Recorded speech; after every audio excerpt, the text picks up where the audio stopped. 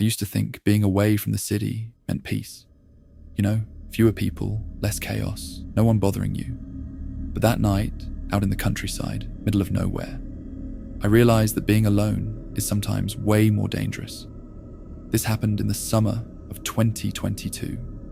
I was driving home from a friend's family barbecue about 6 hours north. The plan was to crash at mine before work the next day, but I left late, and around midnight my car started overheating. No warning light, just that familiar ticking sound and a little steam. Classic. I wasn't near any hotels or garages. I checked Google Maps, and the only thing even remotely close was a 24-hour RV park with a small shop. It was about 8 minutes away, off a dark old highway. Thought I'd roll the dice.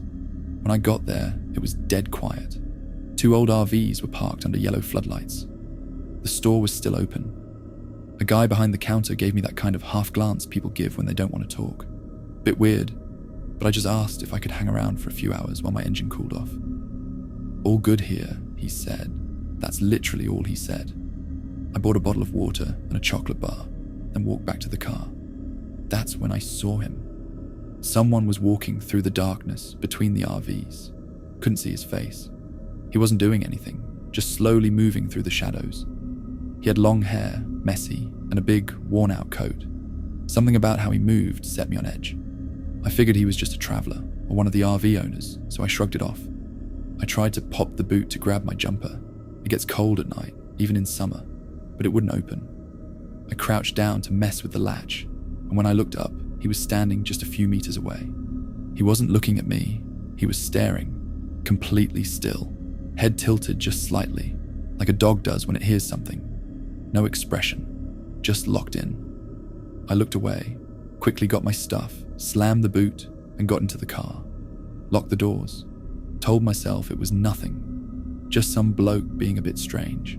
I reclined the seat and tried to sleep. Left the windows cracked a bit, engine off, just enough breeze to stay comfortable.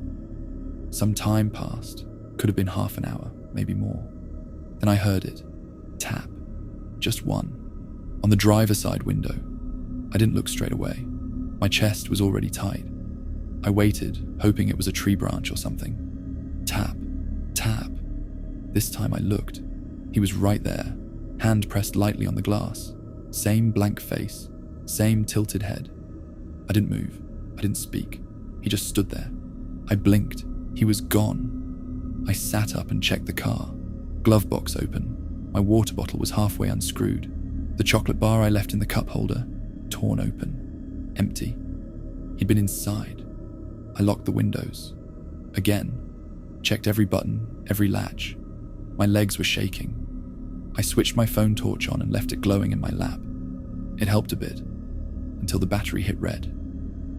About an hour later, something else happened. One of the RVs, one I hadn't seen anyone enter, suddenly lit up. The porch light came on. Then the door creaked open, loud enough that I heard it from inside the car. I thought, okay, maybe someone is living in there. But then the light turned off. I heard footsteps, slow, dragging steps, then nothing. A few minutes later, a shape moved across the lot toward me. Tall, thin, coat hanging off the arms like it didn't fit properly. He stopped in front of the car and stared through the windscreen. Then he lifted a jug, a big, clear plastic container, maybe 5 liters. Looked like water.